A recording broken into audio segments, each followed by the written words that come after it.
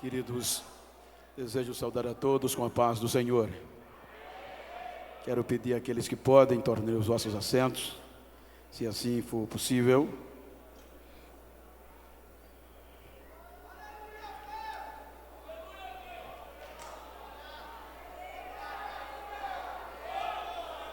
Quero externar a minha gratidão a Deus pelo privilégio de poder estar com os santos nesta noite para compartilhar convosco a mensagem do Senhor.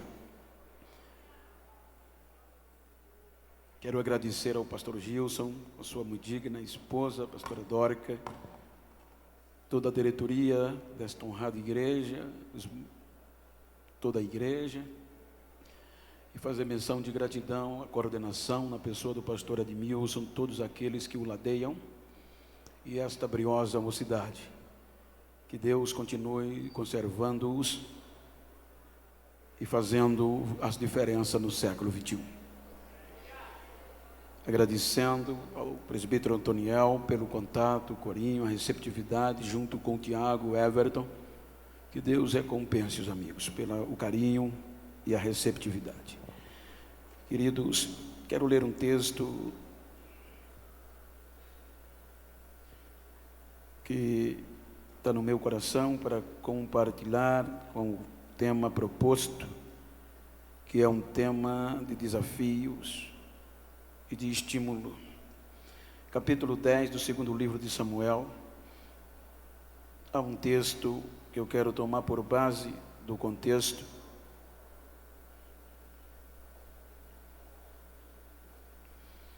Capítulo 10 do segundo livro de Samuel é uma palavra estimulativa, onde o versículo 3 diz o seguinte por diante: Então disseram os príncipes dos filhos de Amon a seu senhor: Hanum, porventura honra Davi a teu pai aos teus olhos? Por que te enviou consoladores? Porventura não te enviou Davi os seus servos consoladores para reconhecer esta cidade e para espiá-la e para transtorná-la? Então tomou Hanum os servos de Davi e lhes rapou metade da barba, lhe cortou metade das vestes até as nádegas e os despediu. O que fazendo saber Davi, este enviou a encontrá-los, porque estes homens estavam sobremaneiras envergonhados. E disse o rei: Deixai-vos estar em Jericó, até que torne-vos crescer a barba, e então podem voltar. Queridos, haja vista que nós estamos em um congresso de jovem, e quero louvar a Deus por estar esta noite aqui junto com o cantor Adelino Marçal, com a sua banda. É muito bom revê-los. Portanto, nós estamos diante de um texto que nos estimula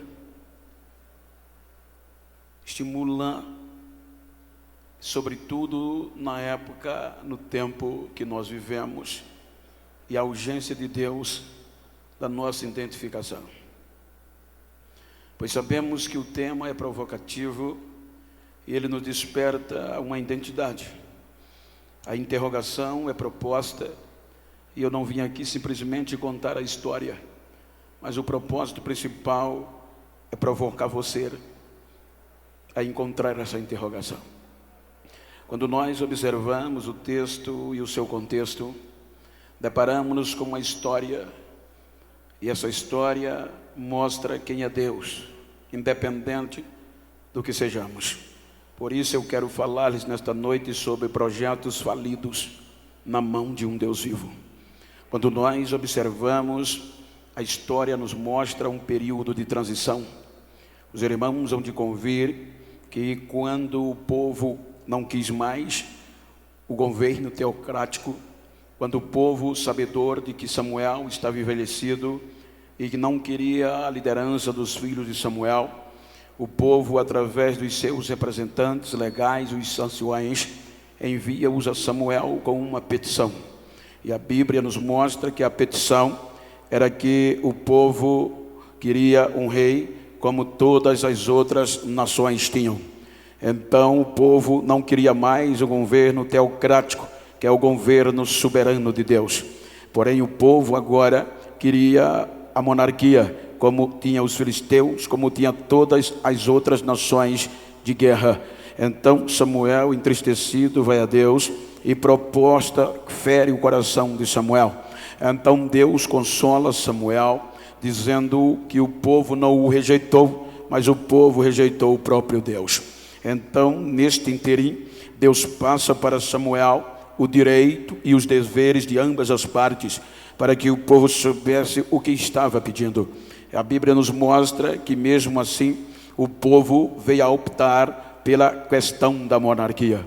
É quando Deus cria uma situação em um contexto que na ótica humana parece um contraponto, um contrassenso, porque quando nós observamos a profecia patriarcal pela boca do patriarca Jacó, no capítulo 49 do Gênesis, quando ele fala de um reino sempiterno, ele fala que o centro de autoridade nunca sairia da tenda de Judá. Portanto, quando o povo pediu um rei, o povo queria um homem para ir à guerra, o povo queria um homem que liderasse, o povo queria um homem que tivesse o contexto de gerir, o contexto político e econômico.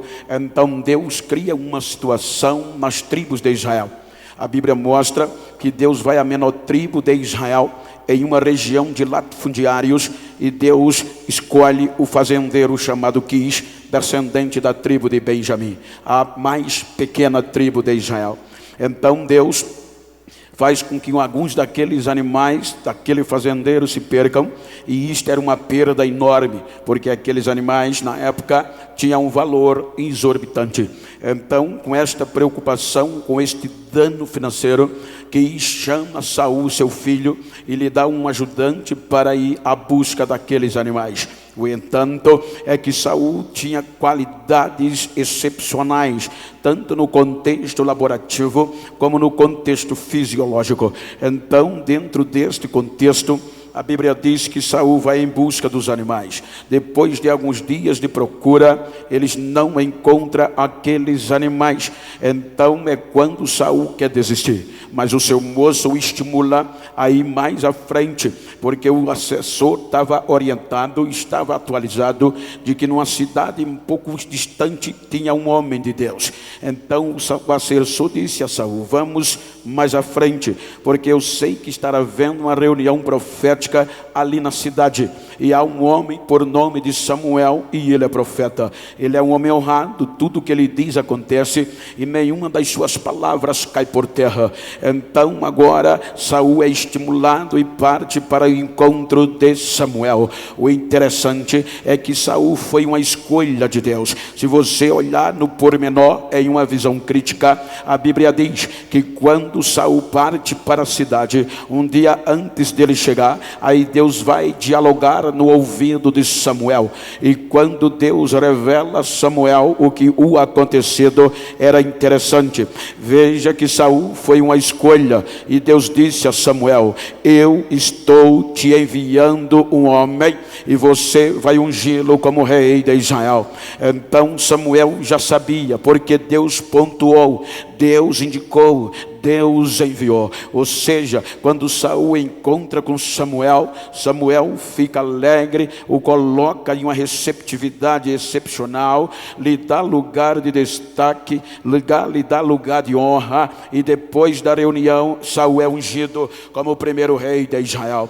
Nesse interim, a Bíblia nos mostra, e o escritor faz questão de colocar os adjetivos. O escritor diz que Saul era um projeto perfeito, Saul era um projeto ideal, Saul era o melhor projeto daquela época. Foi dentro deste contexto de projeto que Deus escolheu Saul. Então a Bíblia diz que Saul, do ombro para cima, não tinha ninguém mais belo do que ele em todo o Israel.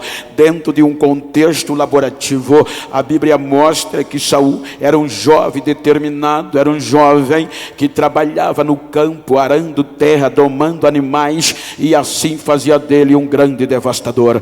Então Deus escolhe Saul como o primeiro rei de Israel, e Saul começa a ser usado por Deus. Imagina o que a unção faz. Se o homem já era, se o jovem já era um projeto perfeito, A Bíblia diz que depois que ele foi ungido, o Espírito Santo tomou e ele foi transformado em um novo homem. Se a Bíblia já qualifica como um projeto perfeito, imagina agora depois de cheio do Espírito Santo. Então Saul foi levantado por Deus com uma identidade de poder. É a unção, a capacidade de Deus para devastar tudo que viesse pela frente. Se os irmãos hão de convir que dentro do contexto, Israel estava vivendo uma crise bélica.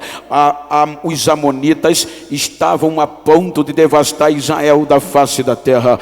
Os soldados amonitas queriam vazar o olho direito dos guerreiros de Israel. Então Saul é ungido dentro desta guerra. A Bíblia diz que através de Saul, Deus dá livramento ao seu povo. Saul começa a chamar a atenção de Deus. Saul começa a chamar a atenção dos homens. O jovem rei Saul começa a se destacar. A unção fazia Saul apresentar-se como um grande guerreiro na presença de Deus, a ponto que a Bíblia diz que a sua fama começou a crescer, a sua fama começou a levar o seu nome a longe. A fama de Saul ficou tão tremenda que ele tornou-se a ser ovacionado dentro de Israel. A Bíblia diz que todas as vezes que eles vinham da guerra, Saul liderando, os músicos quiseram ovacionar, quiseram enaltecer o nome do rei Saul. A Bíblia diz que os músicos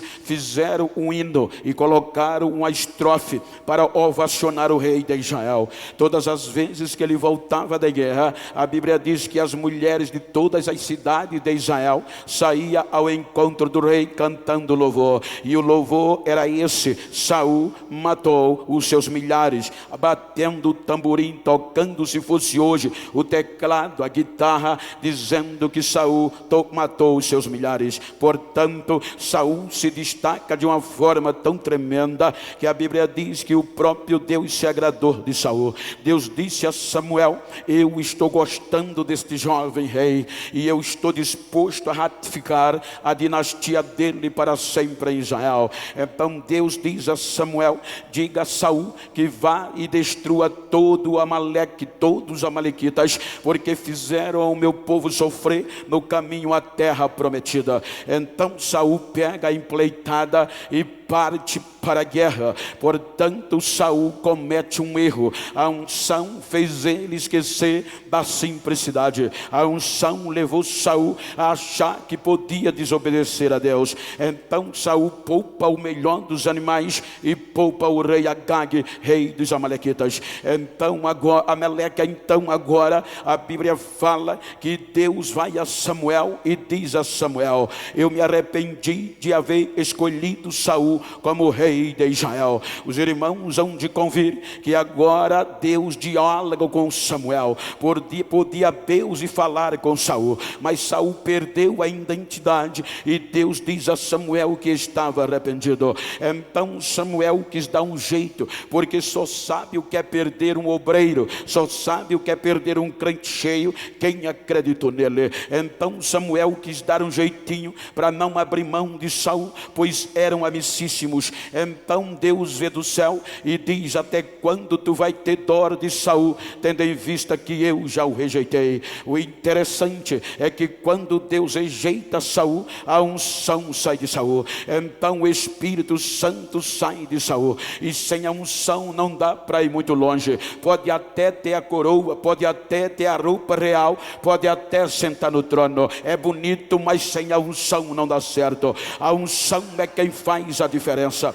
Então Deus agora tira o seu espírito de Saul. Saul, sem a presença de Deus, Israel começou a declinar, a ponto que os filisteus, em síntese, porque não quero ter detalhe para resumir, a Bíblia diz que os filisteus agora querem tirar proveito. Os filisteus se reúnem para devastar Israel da face da terra. O Israel prepara-se para lutar com os filisteus. Portanto, a Bíblia diz que um homem expert, inteligente, o maior guerreiro daquela atualidade, um homem chamado Golias,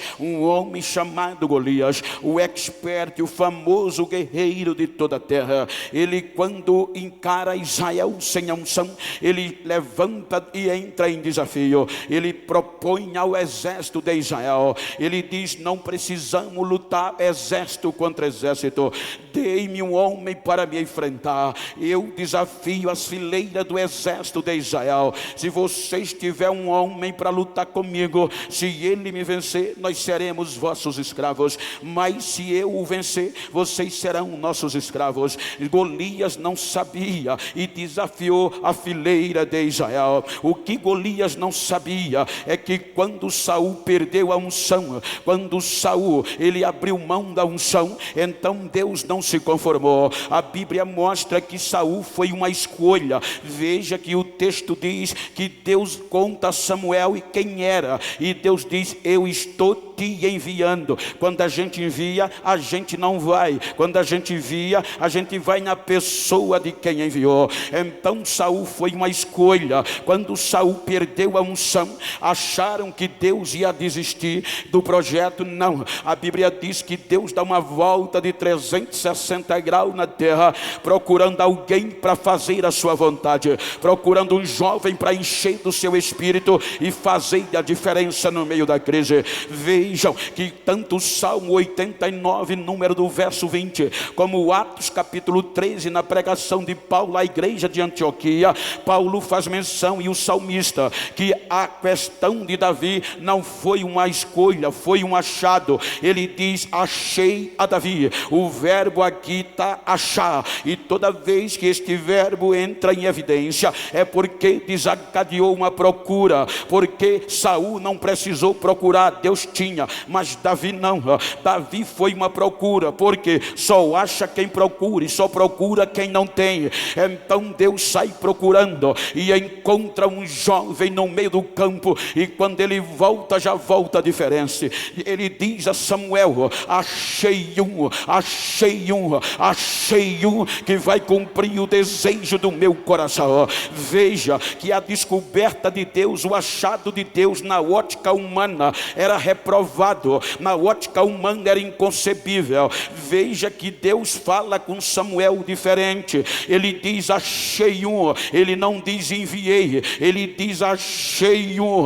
Agora toma o teu vaso, enche de azeite e vem. Deus estava dizendo: eu vou com você, porque se eu não for, ninguém vai acreditar que eu estou levantando ele. A normalidade era vai, mas ele disse vem. Então ele ia na frente. Vai à casa de Jessé o belemita, que eu escolhi um dos seus filhos. Então Samuel, sabendo que foi Deus, encheu o azeite e partiu para ungir um dos filhos de Jessé. E Deus não disse quem era, Deus só disse que era um que ele escolheu. Então o que é que acontece? A guerra estava ferrenha, mas os 3 filhos de Jessé vieram para o sacrifício, conforme disse Samuel. Quando Samuel chega na casa de Jessé, ele tem a ótica perfeita, ele não estava errado, porque a primeira escolha de Deus era um projeto perfeito, era o bonitão, era o sarado, era um projeto de chamar a atenção. Então quando ele chega na casa de Jessé, ele vai em busca do melhor, ele vai atrás do mais bonito, do mais marombinha, do mais aproveitamento de vista. Então quando ele olha para o primeiro, salvo engano, Eliabe ou Abinadab, um desses dois, veja que foi Samuel que, quando olhou, a Bíblia diz que Samuel disse: certamente é esse que está diante de mim, o escolhido de Deus, porque era homem de guerra, era preparado e não tinha contra ele nada que desabonasse a sua conduta e o seu caráter. Então Samuel vai ungir o primeiro. Aí Deus diz: esse não é esse, Samuel. Eu não olho como vê o homem para a aparência, eu olho para dentro do coração. Veja que Samuel ficou confuso. A Bíblia diz que Samuel agora põe a bomba na mão de Jessé. Aí o texto diz que agora é Jessé que vai escolher. A Bíblia diz: então Jessé fez passar, ou seja, Jessé ia lá e trazia na frente de Samuel Eliabe, não é esse. Samar, não é esse. Os 7 filhos de Jessé passaram, e Deus dizendo a Samuel: não é esse não se engane. Veja que no capítulo 11, versículo 16, Samuel fica confuso. Acabaram-se os meninos, os jovens, mas por que ele estava ali? Então ele olha para o pai, que não colocou o último na relação, ele não foi selecionado. Aí Samuel pergunta: acabaram-se os teus jovens, teus mancebos? Aí veja que a resposta foi automática: não, ainda tem o último, ele está no campo cuidando das ovelhas. Ponto final. O texto tem ponto final, não tem vírgula, não tem ponto e vírgula. E no nosso vocabulário, quando tem ponto final, vamos mudar de assunto. O assunto acaba aqui. Jessé sabia que não tinha jeito. Aí Samuel olha para ele e diz: mudar de assunto, uma conversa. Mande chamar o pequenininho, mande chamar o último e traga ele aqui, porque se ele não chegar, ninguém senta na mesa enquanto ele não colocar o pé aqui dentro. A ordem foi expressa: vai buscar Davi. Quando ele chega na casa, o céu se abre e Deus diz: é esse. Ninguém entende, sabe por quê? Porque na tradição da época, Davi era um projeto falido, totalmente falido, porque a tradição diz que Adão era ruivo e Adão pecou. A Bíblia diz que Esaú era ruivo e o ruivo Saul vendeu a primogenitura. E os irmãos sabem que em Israel passava a história de pai para filho, de geração a geração. Então todos que fossem ruivo era um projeto falido. Veja que o escritor, ele mesmo coloca uma conjunção adversativa. Ele, quando fala que Davi foi ungido, ele diz que Davi era famoso de aparência, era isso. Aí ele coloca uma conjunção adversativa. Ele diz: porém era ruivo. O porém não encaixa na ótica humana. Davi não encaixava no projeto do homem, mas Deus é Deus que ainda acha projetos falidos no século 21. Quem acredita que Deus ainda usa projetos falidos? Quem ainda acredita que Deus devolve identidade a quem perdeu? Hoje nós vamos sair daqui cheio do poder de Deus, porque Deus ainda faz.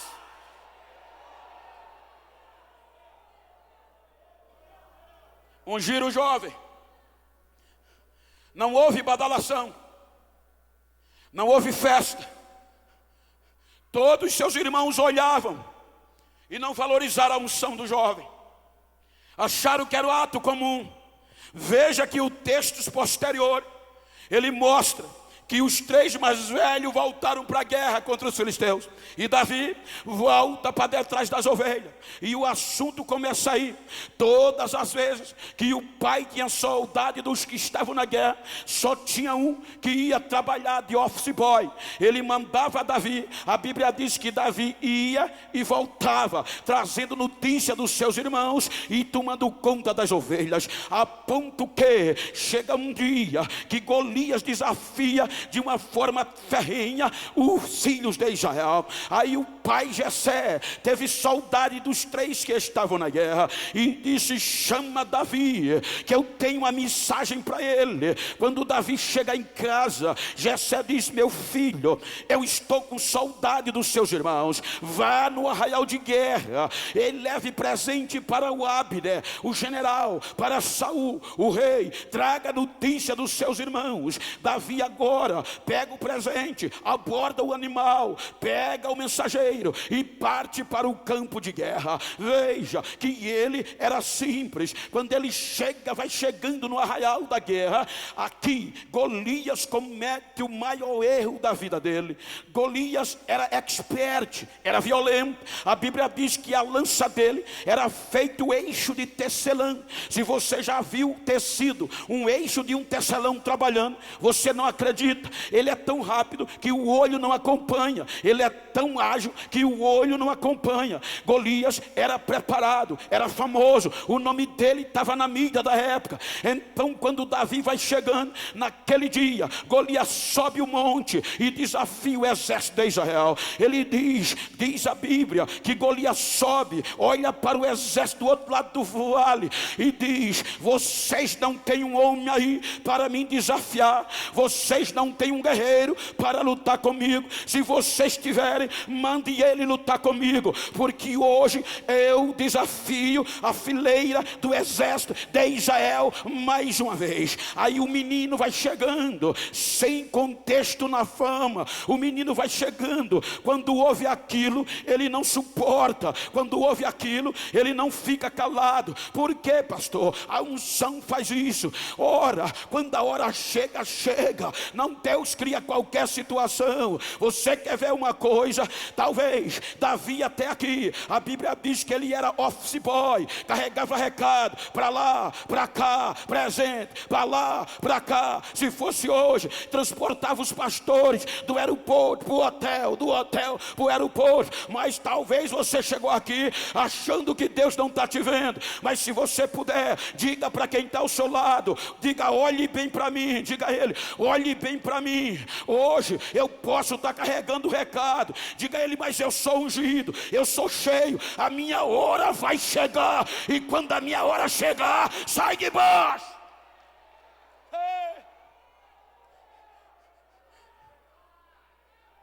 Quando Davi ouve aquilo, não aguenta, irmãos. A Bíblia diz que Davi desafia. O que eu acho lindo é que ele não cita o nome Golias nenhuma vez. 5 vezes ele não fala o nome Golias. Quando ele ouve aquilo, a primeira coisa que ele fala é para os seus soldados de Israel. Ele diz: quem é esse incircunciso para desafiar a fileira do exército de Israel?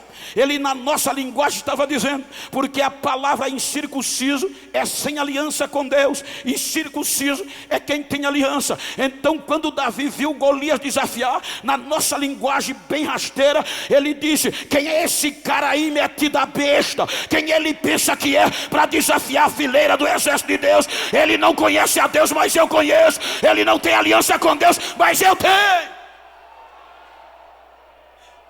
Quem é esse filisteu? Inimigo de Deus. Diga o rei que eu estou aqui. Veja que ele era tão menosprezado que os seus irmãos disseram: vai para casa, cuidar das tuas poucas ovelhas, presunçoso.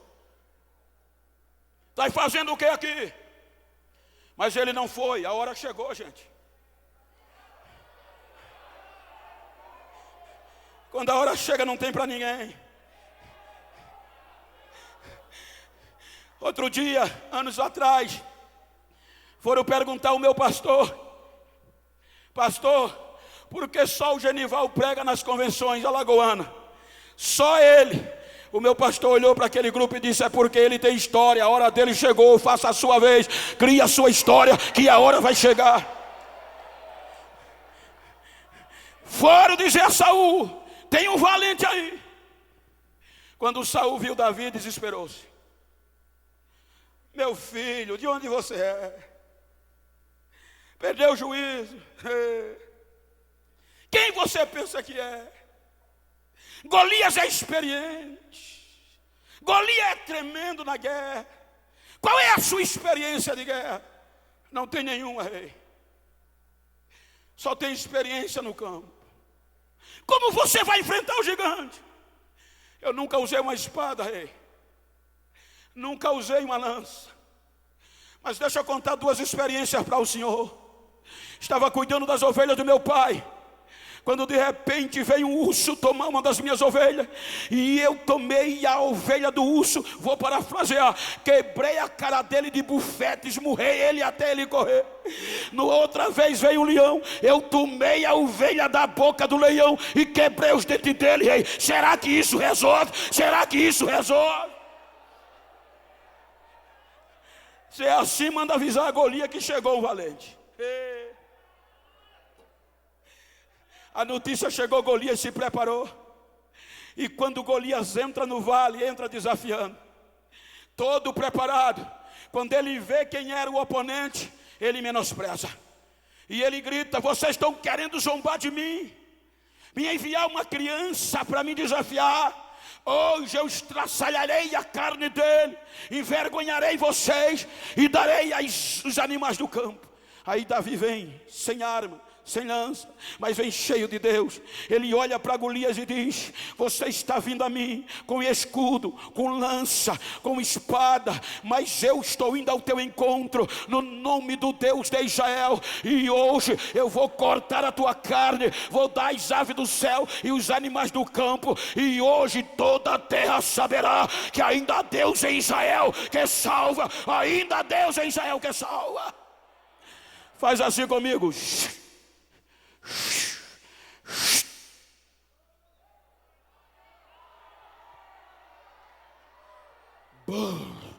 Golias cai com a cara no chão.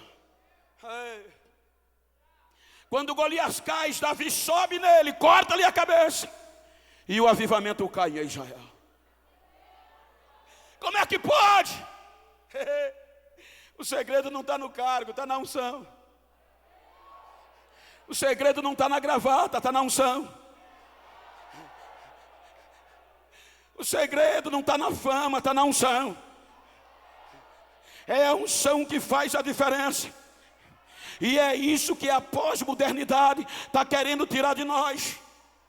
É isso que a pós-modernidade está querendo tirar da nossa juventude. O poder da unção. Eu não sou saudosista, mas eu ainda lembro que nos nossos congressos não tinha pregador famoso, não tinha cantor famoso, não tinha ninguém com estrela na testa, não tinha ninguém com anel brilhante no dedo. Era matuto, mas matuto cheio de unção, cheio de Deus. No hino da harpa Jesus batizava, fazia milagre no hino da harpa. Estão querendo tirar isso de nós.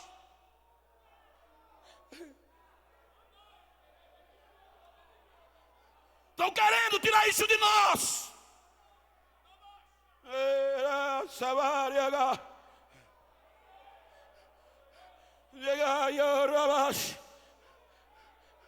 Cerca de 2 meses atrás, eu recebi uma ligação de uma agência norte-americana. Aquela agência norte-americana queria tomar conta da minha agenda. Pastor Genival, a gente tem acompanhado o senhor e a gente quer que o senhor se torne rico. O senhor vai ganhar muito dinheiro. Nós vamos abrir a porta do mundo para o senhor.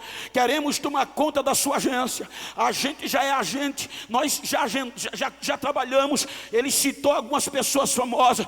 Dá para o senhor aceitar? A gente vai pagar muito bem. Só que o senhor vai ficar na mão da gente. O senhor vai ir para onde a gente vai, para a gente mandar. Dá para o senhor. O senhor vai vir na América. O senhor já veio aqui. Eu disse: pela misericórdia de Deus, quase todo mês eu estou pregando o evangelho aí. Aí ele parou e disse: o senhor já veio aqui já. Quem é a sua agência? Eu digo: é maior do que a sua. Quem é o seu agenciador? Jesus de Nazaré. É Jesus de Nazaré. É Jesus. Não se venda, não se venda, não se venda, não se venda, não se venda.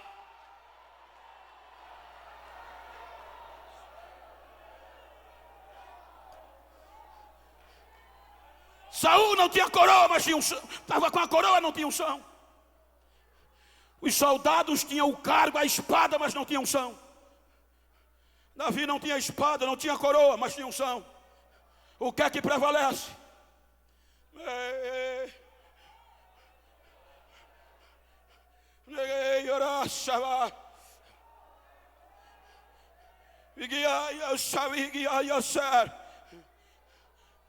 Um dos nossos maiores problemas do século 21 é que eu, Genival, estou querendo pregar bonito demais.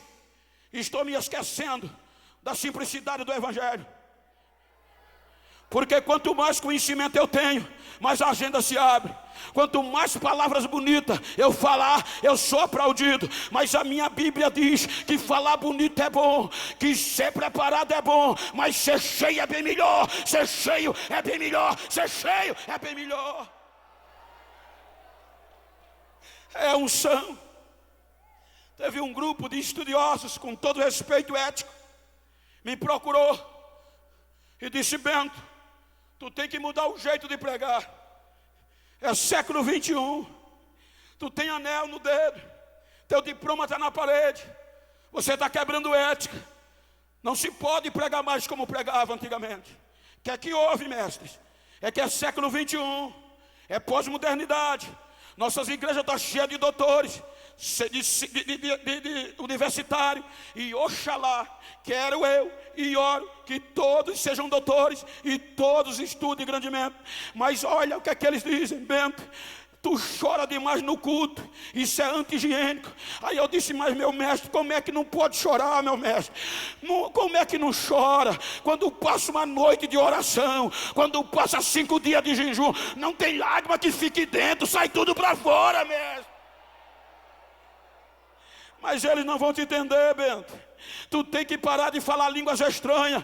No século 21, tem que pregar com ética. Começa pregando devagarinho, bem frio, e termina gelado a mais, para não quebrar a ética e não escandalizar. Para de falar línguas estranhas, que isso é feio. Dá para você?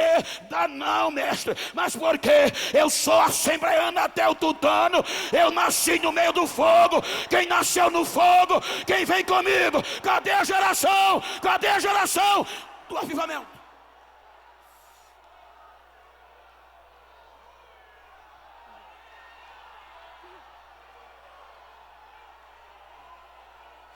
Reias, Neiras,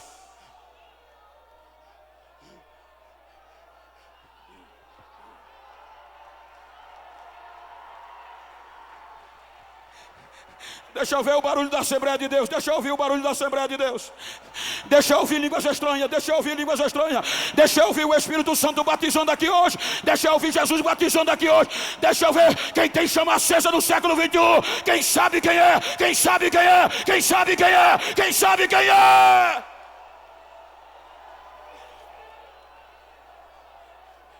Mega Rush.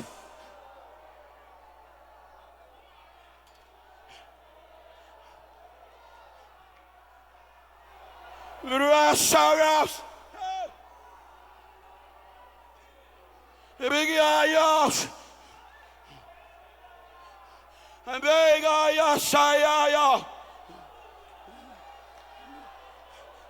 Ashaya Gabrasabrio, Erepower Rasapkau, Chatsende, they play a stay out, Ereglaya Samboregas.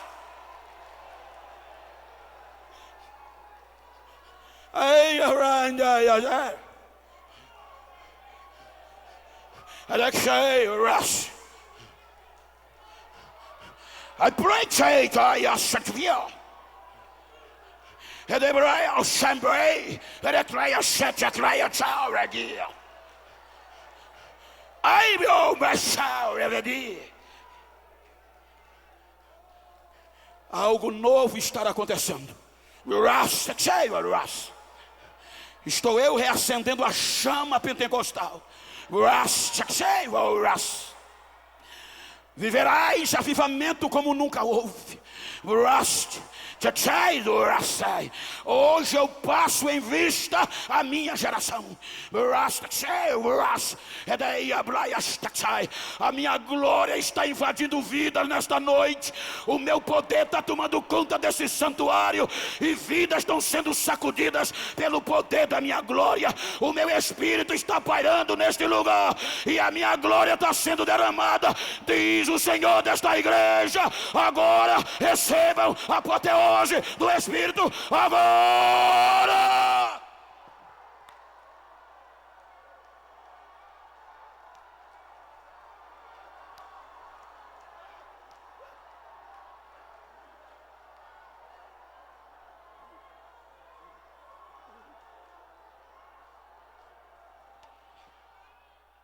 Adora, adora, adora, adora, adora, adora. Cadê a geração do século 21 que ainda fala línguas estranhas? Cadê a geração do século 21 que não deixou o fogo apagar? Cadê a geração do século 21 que com anel, que com diploma ou não, mas vai falar em línguas estranhas, ainda profetiza, ainda faz a diferença no século 21? Deixa eu ouvir, deixa eu ouvir.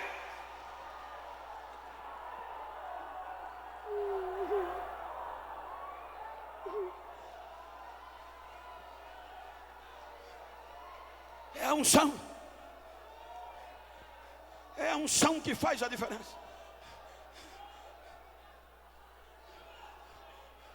Não adianta pregar bonito sem ter unção.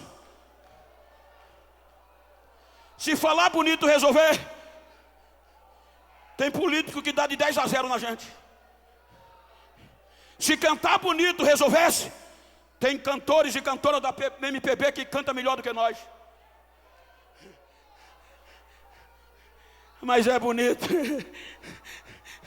É bonito quem tem unção cantar, né, irmão? Às vezes desafina, mas o Espírito corrige e diz: deixa comigo que eu vou fazer a diferença. O gigante caiu. E a Bíblia diz que Davi se tornou um guerreiro valente. É aqui que você vai descobrir quem é você.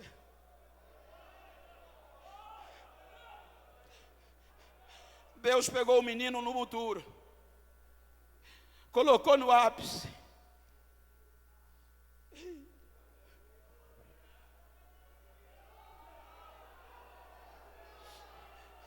A ponto que ele se tornou tão famoso, que a Bíblia diz que os compositores de Israel fizeram outra estrofe, depois da de Saul. Tirar de Saul não podia, mas fizeram outra estrofe. Todas as vezes que Davi voltava da guerra, as mulheres de todas as cidades de Israel saíam com tamborim, com flautas, e saíam cantando: Saul só matou 1000, mas Davi matou 10.000. Saul só matou 1000, mas Davi matou 10.000. O menino foi perseguido. É aqui que eu não entendo Deus.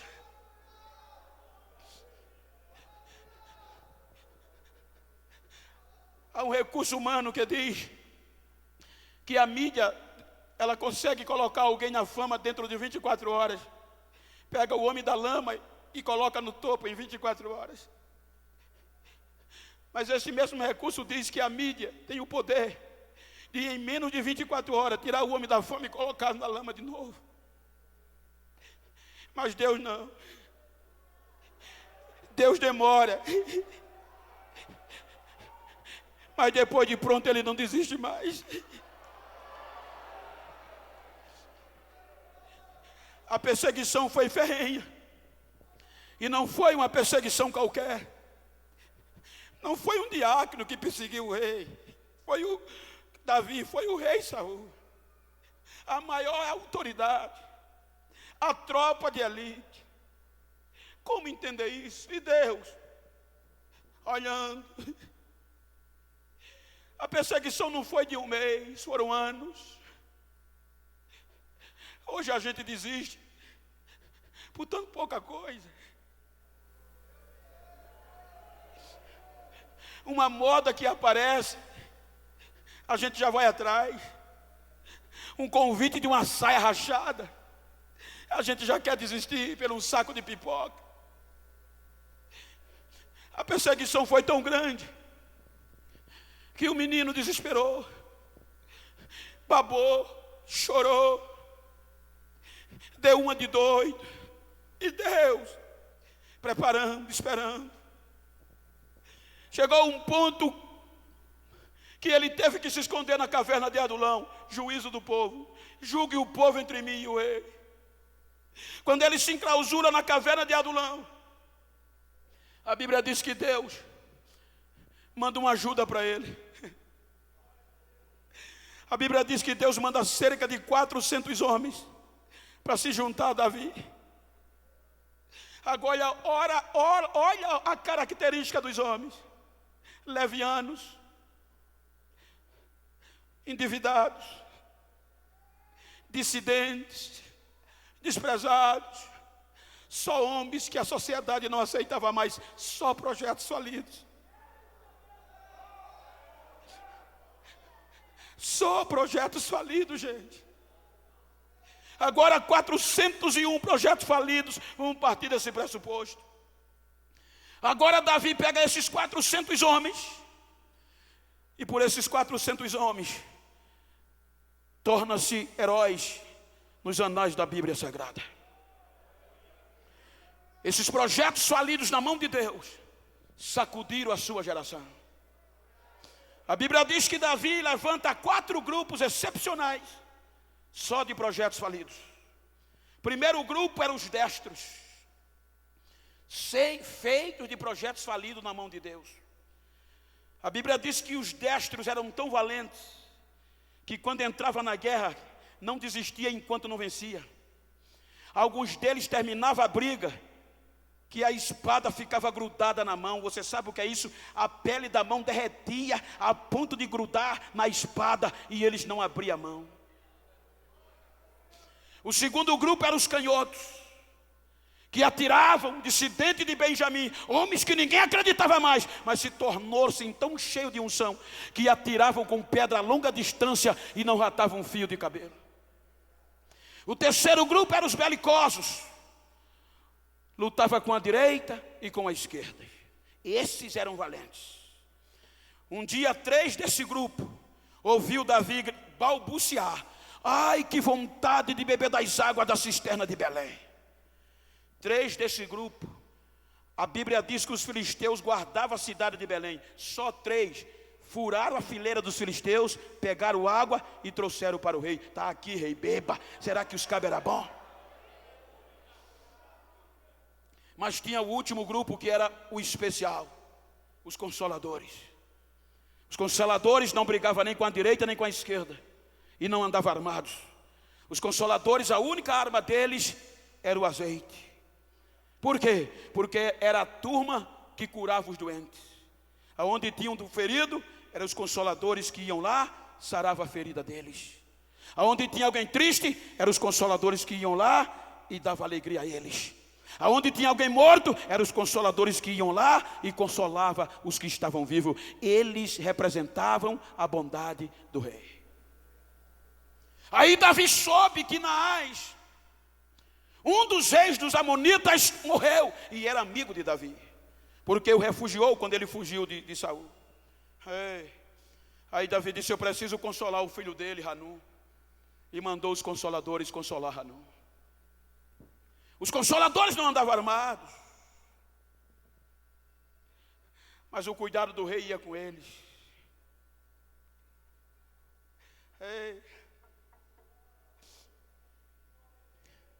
Os filhos de Seva não era qualquer homem. Os 7 filhos de Seva, da casa de Seva, eram filhos de principais sacerdotes. Não era qualquer um, só que eles queriam expulsar os demônios pelo conhecimento, pelo exorcismo, mas não tinham unção. Agora os consoladores vão cheios de unção e consola o filho do rei. Quando ele consola, levanta um grupo de invejosos, chamados de príncipe de Naás, e faz a cabeça do rei, dizendo: rei, o senhor está pensando que Davi mandou os seus servos aqui para te consolar?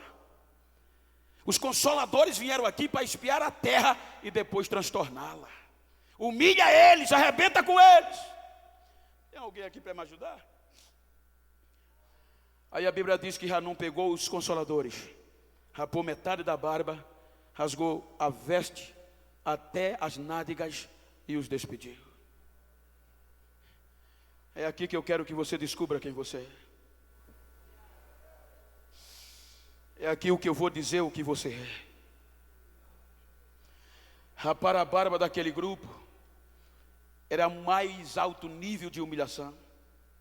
Cortar as vestes e deixar as nádegas de fora era o mais alto insulto que um homem podia sofrer. Veja que o escritor diz que aqueles homens foram despedidos sobremaneira envergonhados. O que isso quer dizer, pastor? É que aqueles homens foram humilhados, o ápice que você pode imaginar. Rapar a barba daqueles homens e cortar as vestes era tirar os sonhos, era tirar os projetos, era acabar com eles.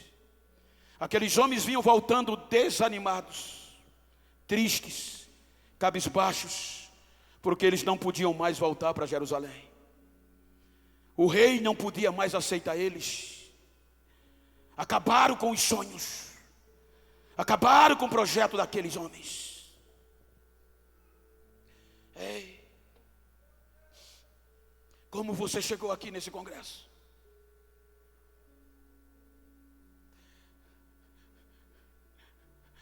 Não é para a gente sair daqui do mesmo jeito que chegamos.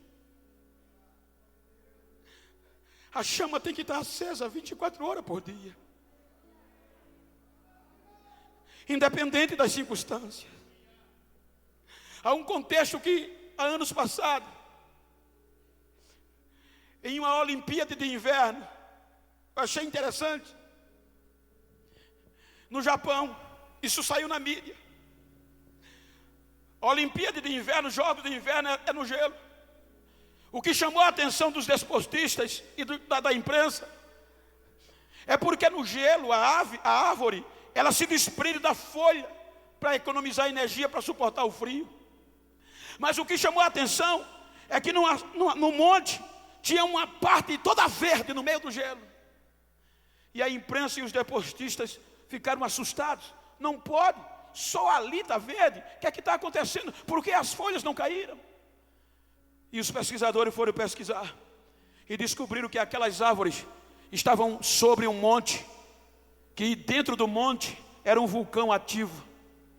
Então, por conta daquele vulcão, a terra era aquecida e as raízes das árvores eram aquecidas.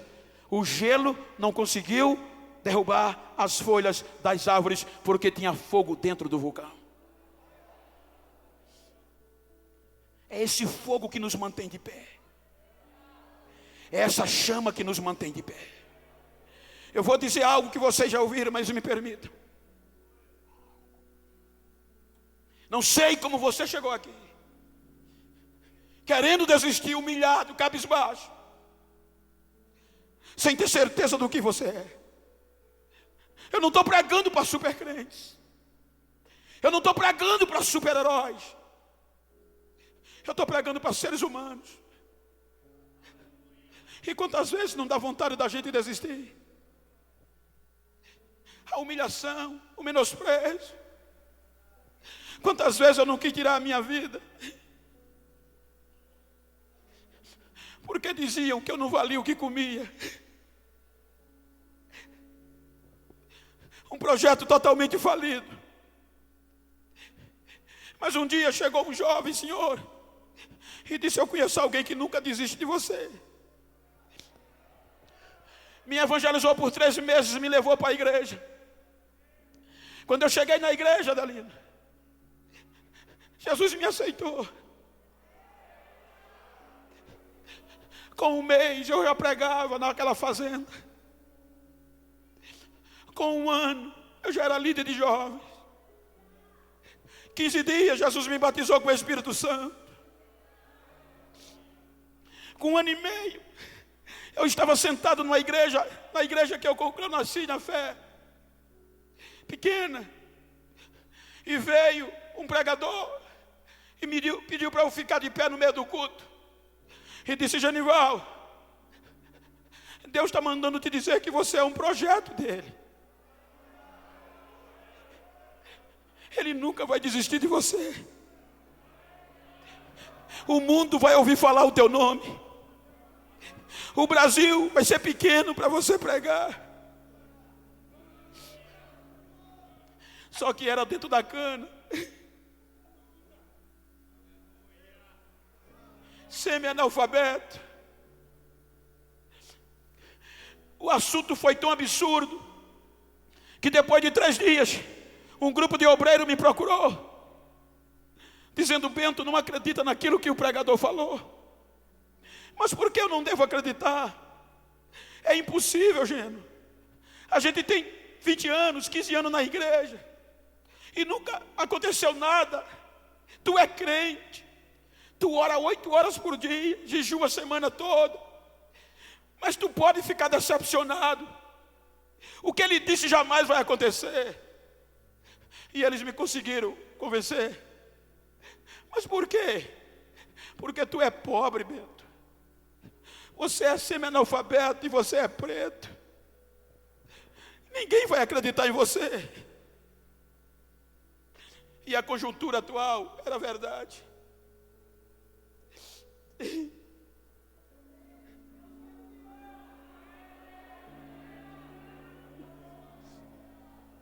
Eu peguei meus sonhos e disse: nunca mais eu vou entrar numa igreja de crente. Só que a chave da igreja, da congregação, ficava na minha casa. No outro dia eu estava de folga do trabalho, 8 horas, eu disse: eu vou orar meia hora, para nunca mais voltar aqui. Dobrei o joelho 8 horas, quando foi 8h30, fui me levantar, não consegui. Tinha 2 mãos nos meus ombros apertando, dizendo: fica aí, que eu vou mostrar a você quem sou eu. Eu fazia força, eu não me levantava. 4 horas da tarde eu me levantei. Quando eu fui para casa, veio um jovem correndo: irmão Genival, a tua filha saiu às pressas. Ela tinha 9 anos, 94. Ela saiu quase morta, tua esposa desesperada. Eu corri para um posto de saúde muito precário. Quando cheguei no posto de saúde, o médico mandou eu entrar. A minha filha estava deformada, de 9 anos. O rosto virado para o contrário, os pés toda contorcida. O médico disse: eu fiz o que pude, mas ela deu entrada em óbito. Prepara o enterro, leva ela para casa. Tem mais jeito não. Acabaram comigo. Eu peguei a minha filha no colo, acabado. Saí do posto de saúde e as pessoas meneando a cabeça. Quando eu fui entrando para a rua da minha casa, era uma fazenda, um sítio. Aí o Espírito Santo gritou aqui dentro: vai para casa fazer o quê? Leve a criança para onde você estava orando. Eu vou mostrar a você quem eu sou. Eu vou mostrar a você que eu não dependo da razão do homem. Eu não trabalho na lógica do homem para cumprir os meus projetos. Eu levei-a. Tinha deixado a porta entreaberta, empurrei com o pé, acabado. Joguei a criança no piso e comecei a gritar, a chorar. Quando eu gritava, foram dizer os médicos: ele está doido. O médico: ele está doido. As enfermeiras correram para a igreja. E eu só lembro que eu gritava, eu caí, minha esposa gritava. Foi quando eu ouvi a voz do meu Deus gritando nos meus ouvidos, no meu coração: fui eu que te trouxe aqui, filho. E eu te trouxe aqui para te dizer que você é um projeto meu. Fui eu que te tirei do monturo. E eu vou colocar no meio dos príncipes para você saber quem sou eu.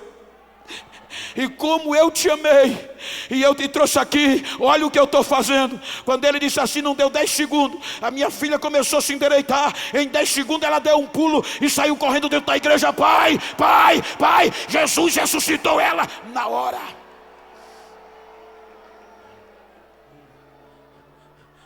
O médico não entendia, as enfermeiras: o que é que houve, seu Genival? Eu disse: o senhor disse que a minha filha morreu, mas o Jesus dos crentes ainda é vivo, ainda faz milagre, ele ainda acredita nos seus projetos.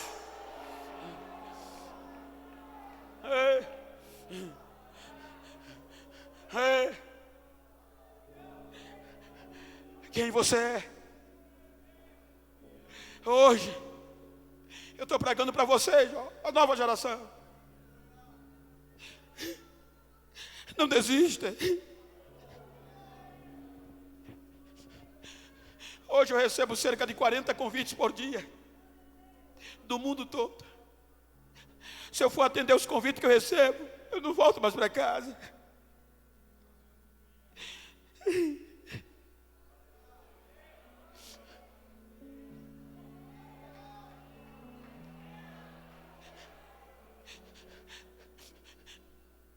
Estudei, me formei,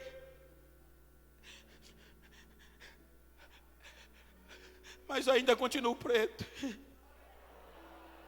ainda continuo pobre, mas honrado por Deus.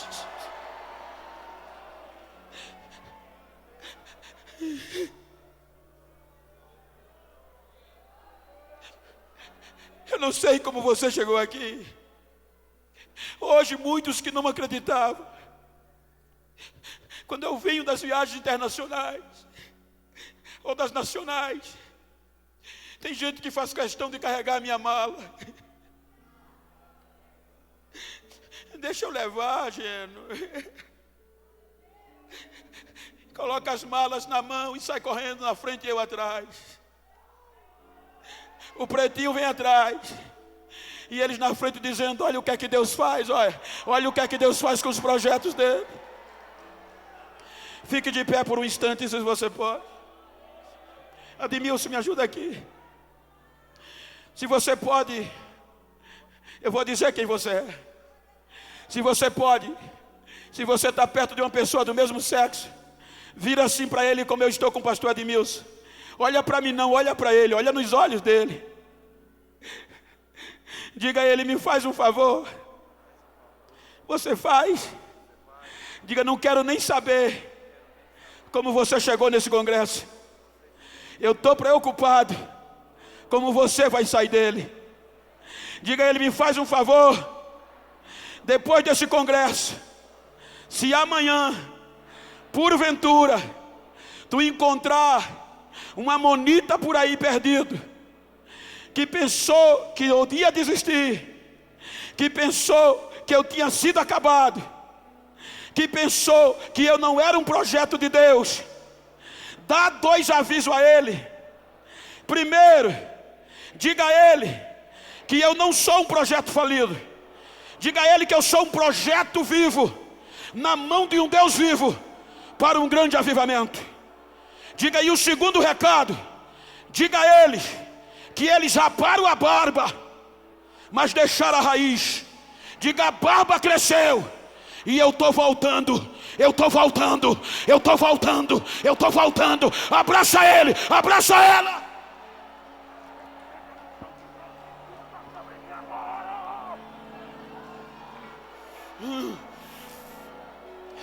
Você não é um projeto falido. Os amonitas vão ver: você é um projeto de Deus para um grande avivamento.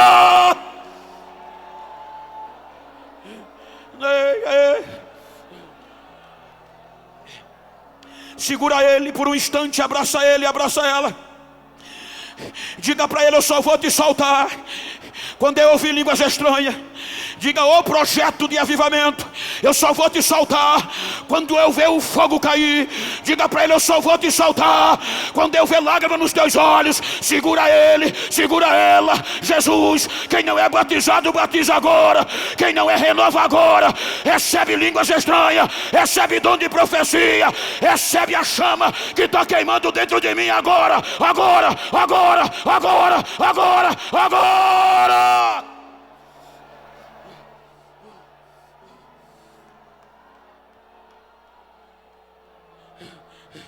Ei, ei, há uma chama acesa aqui, há uma chama acesa. Eu não vim aqui lhe emocionar, eu vim aqui dizer que você é um projeto nas mãos de um Deus vivo. Você é um projeto, você é um projeto, você é um projeto. Recebe a unção, recebe a unção, recebe a unção, recebe.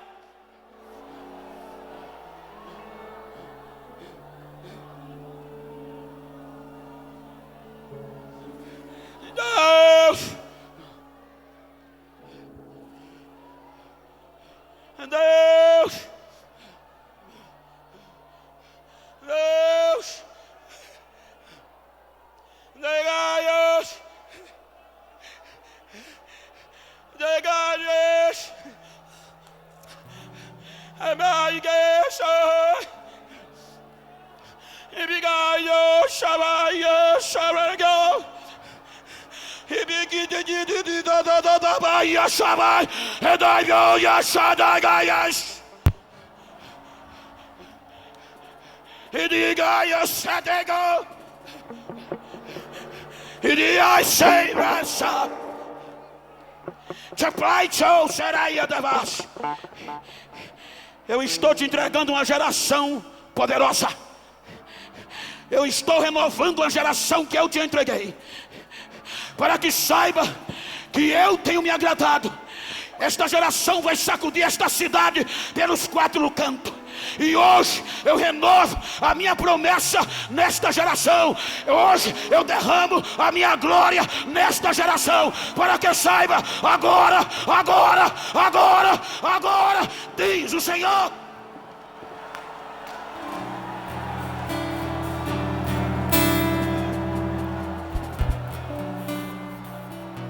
Quem não é batizado, recebe o batismo agora.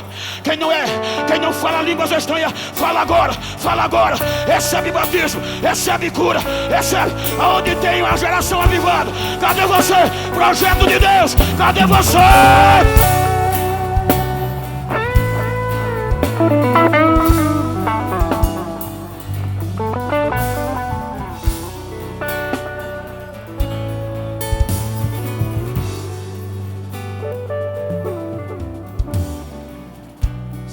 Todos reunidos no mesmo lugar. De repente eu dizia: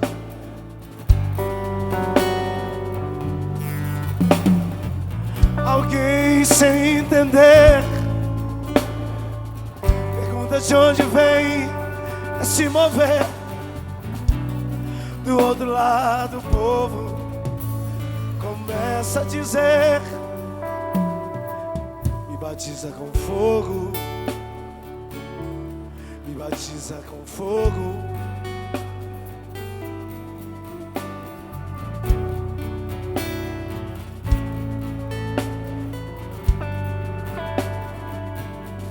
Me batiza com fogo, me batiza com fogo.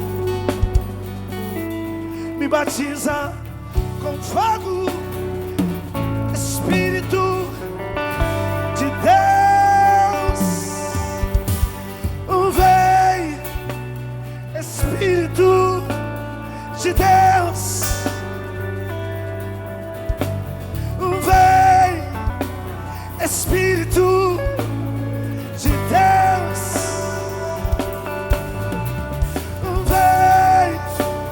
Espírito de Deus, vem, Espírito de Deus, me batiza com fogo, me batiza com fogo, me batiza com fogo, Espírito de Deus. Me batiza com fogo, me batiza com fogo, me batiza com fogo, Espírito de Deus.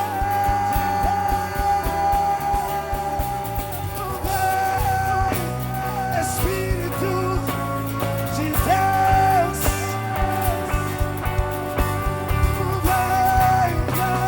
Espírito de Deus, vem, Espírito de Deus, vem, Espírito de Deus, me batiza com fogo, me batiza com fogo, me batiza com fogo, Espírito de Deus, me batiza com fogo, me batiza com fogo, me batiza com fogo, Espírito de Deus.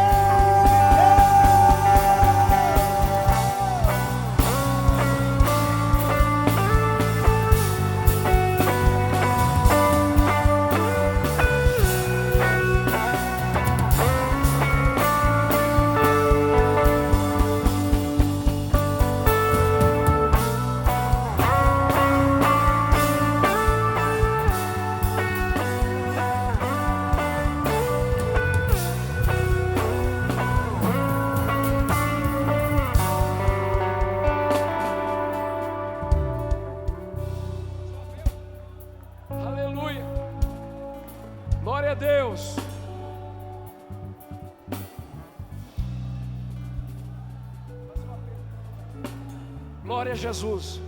Irmãos, eu quero convidar aqui na frente as pessoas que querem entregar sua vida a Jesus. Estejam afastados do caminho do Senhor. Vem aqui na frente. Sai do seu lugar. Primeira vez, segunda, não, eu estou afastado do caminho do Senhor. Venha nessa noite receber Jesus como Salvador da sua vida, como Senhor da sua vida. Onde está a pessoa? Onde está? Vem aqui na frente, olha do lado aí, irmão. Você trouxe alguém, você sabe que ele está afastado do caminho do Senhor. Traz ele aqui na frente. Aleluia. Onde está? Levante a mão aí onde você se encontra. Aleluia. Venha, deixa as pessoas passarem aí. Glória a Deus, deixa as pessoas passarem. Glória a Deus, deixa as pessoas virem aqui à frente. Aleluia. Venha, jovem, aqui. Aleluia. Traga as pessoas. Jesus tem um projeto para você. Você não pode sair desse projeto. Quem sabe você diz: não, para mim não tem mais jeito. Deus vai tirar o ponto final que foi colocado, vai colocar uma vírgula e vai colocar uma nova história na sua vida. Vem aqui, está chegando mais uma senhora aqui, uma moça. Aleluia. Dê lugar para as pessoas passarem aí. Sai do seu lugar. Quem sabe você pode ter dito: mas Deus não tem mais plano comigo. Mas você entendeu que Deus pega aquilo que está lá embaixo e coloca no lugar que Ele quer. Ele quer fazer com você nessa noite. Está vendo mais pessoas aqui? Venha. Abra o caminho. Glória a Deus. Seja agora um canal de bênção para essas pessoas. Aleluia. Onde está mais? Sai do seu lugar. Você que está aí fora, no telão, vem aqui na frente. Receber Jesus como Salvador da sua vida. Não adianta ficar afastado. Alguém já disse para você assim: não, você não tem jeito. Deus está mandando dizer para você: ainda há um jeito. Aleluia. Ainda há um jeito. O que eu tenho que fazer, pastor? Dê um passo para cá. A tua vida vai mudar. Deus vai mudar a tua vida hoje. Deus vai mudar a tua história hoje. Mas você precisa acreditar. Se você não acredita, é incapaz até Deus fazer algo na sua vida. É preciso acreditar que Deus pode fazer algo. Você está vindo aqui, meu filho? Aqui, venha cá. Glória a Jesus. Eu não estou com pressa. Esse é o momento sublime do culto. É o momento que as pessoas abrem o coração e a sua história é mudada. Eu sei que tem pessoas aí que estão do teu lado. Convida, traz eles aqui. Glória a Deus. Aleluia. Igreja, diga comigo: há poder. Não, mas é com bastante força. Há uma guerra espiritual aqui dentro muito grande. Há pessoas aqui que estão com correntes nos braços e não conseguem levantar. Diga comigo: o sangue de Jesus tem poder. O sangue de Jesus tem poder. O nome de Jesus tem poder para quebrar essa corrente e deixar que as pessoas sejam livres para entregar a vida a Cristo. Saia. Correntes são quebradas aqui nessa noite. Tem uma pessoa aqui tão amarrada pelos vícios, que no teu coração houve um palpite dizendo o seguinte: você não adianta ir na frente, porque para você não tem jeito. Está no meio dessa multidão. Deus está dizendo para você: dá um passo. Dá um passo. Dá um passo. Aleluia. E as correntes serão quebradas da tua vida. Os vícios serão tirados da sua vida. E você vai sair daqui liberto para a glória de Deus.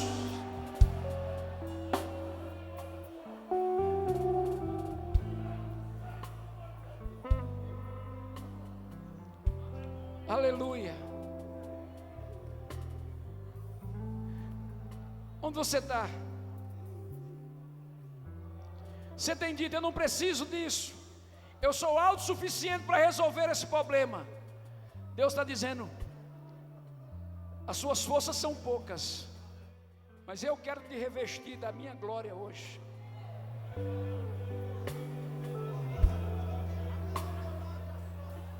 Eu tenho certeza que Deus está falando isso com alguém.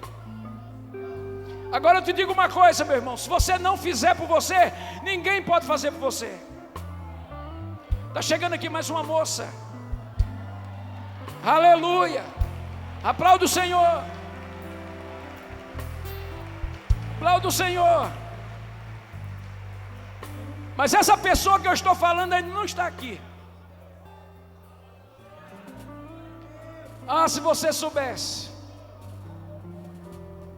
o que Deus quer fazer na sua vida hoje. Mas Ele espera de você uma atitude. Aleluia. Aleluia. Aleluia. Todo demônio que está te amarrando aí, sai em nome de Jesus.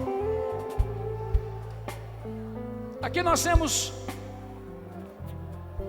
as pessoas que estão reconciliando com Cristo. Levante a mão assim comigo. Quem está reconciliando com Jesus, levante a mão assim, ó. Levanta a mão comigo, por favor. Quem está reconciliando? Aqui tem uma. O rapaz aqui está reconciliando. A senhora está o quê? Reconciliando com Jesus, é isso? Então, você já é crente? Hã? Hã? Então faz assim com a mão, ué. Ah, muito bem. Mais um jovem aqui. Levanta a mão, meu filho, assim. Aqui mais uma jovem, levanta a mão. Você também, meu filho, está aceitando a Cristo? Levanta a mão assim. Aleluia. Então nós temos aqui 1, 2, 3, 4, 5, 6, 7, 8. 8 pessoas. Você já é da... Você também está aceitando? 9. Amém, 8,5.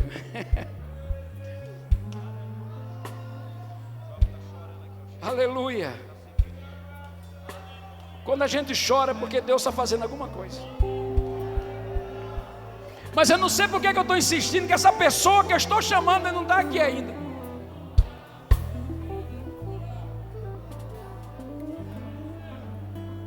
Eu não sei se ele está no telão, se está em algum lugar, mas tem uma pessoa aqui que precisa hoje, urgente.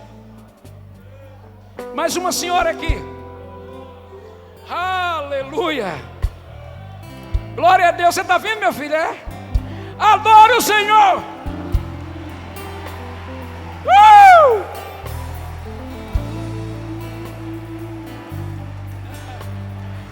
Ele estava te esperando. Ele estava te esperando. Aleluia. Deus, muda a história desse rapaz hoje. Ai, muda a história dele hoje. Deus te dá hoje uma nova vida e fará de ti um pregador da tua palavra. Seja cheio do Espírito Santo.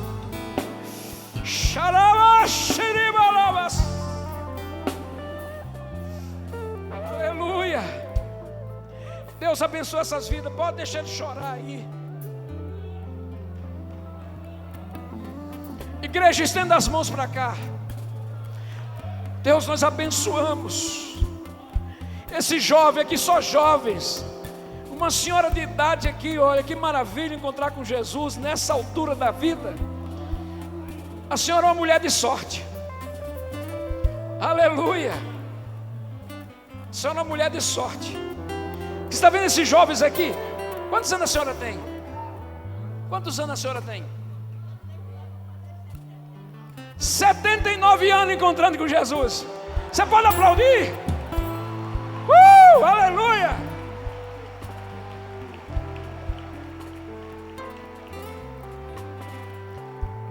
Vocês são abençoados.